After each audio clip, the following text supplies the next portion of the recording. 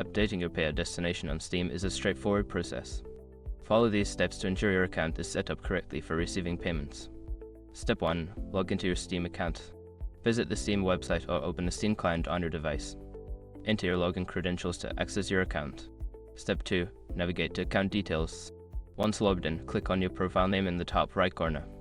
From the drop-down menu, select Account Details to access your account settings. Step 3. Access payout information. In the Account Details section, look for the Payout Information or Payment Methods option.